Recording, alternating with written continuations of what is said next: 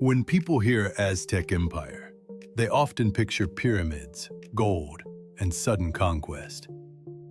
But to really get it, imagine a city rising from a lake, linked by causeways, filled with markets, temples, gardens, and rules that held millions of people together.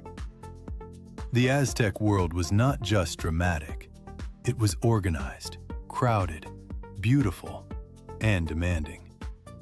The people we call the Aztecs were more precisely the Mexica. According to their traditions, they migrated into central Mexico and, in 1325, founded Tenochtitlan on an island in Lake Texcoco. At first, they were not the dominant power. They were newcomers, surrounded by stronger city-states.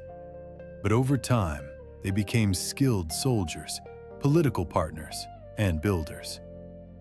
In 1428, Tenochtitlan joined with Texcoco and Tlacopan in what historians call the Triple Alliance. That alliance became the core of the Aztec Empire. Think of it less like one country with firm borders and more like a network of conquered cities that paid tribute. Tribute meant cotton, cacao, feathers, food, and labor. So the empire ran like a giant collection system. Local rulers often stayed in place, but they had to pay and send warriors. That system made Tenochtitlan rich, and Tenochtitlan was astonishing. When Spanish invaders first saw it, they were stunned. The city had temples, plazas, busy streets, canals, and a vast market. Fresh water arrived by aqueduct, goods moved by canoe. Food came from chinampas, farming plots in the shallow lake that helped feed the city. So what was it like to live there? It depended on who you were.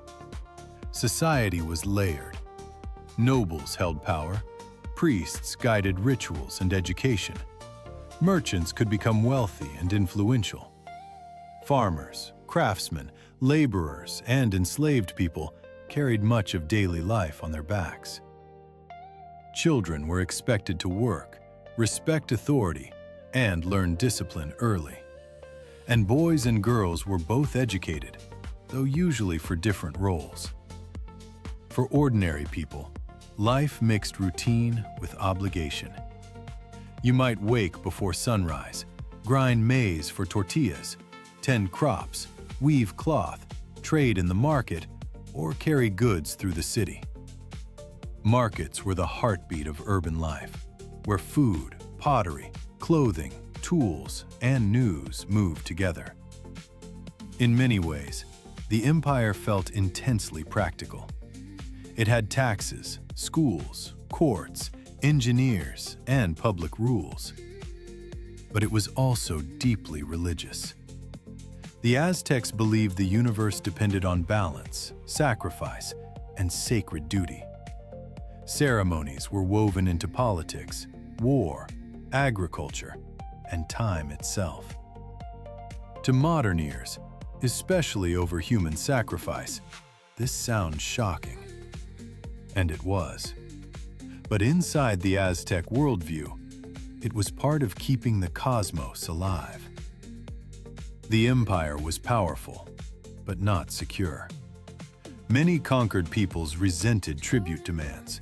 So when Hernán Cortés arrived in 1519, he did not defeat the Aztecs alone. He formed alliances with their enemies. Disease, especially smallpox, spread fast. War followed. In 1521, Tenochtitlan fell. So here is the simplest way to remember the Aztec Empire. It was not just a lost civilization of temples and warriors. It was a sophisticated urban empire built on alliances, tribute, farming, trade, religion, and military force.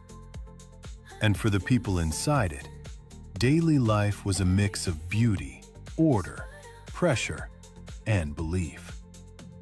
If you remember Tenochtitlan as a great city on a lake, fed by gardens and powered by tribute, you will understand the Aztec world clearly.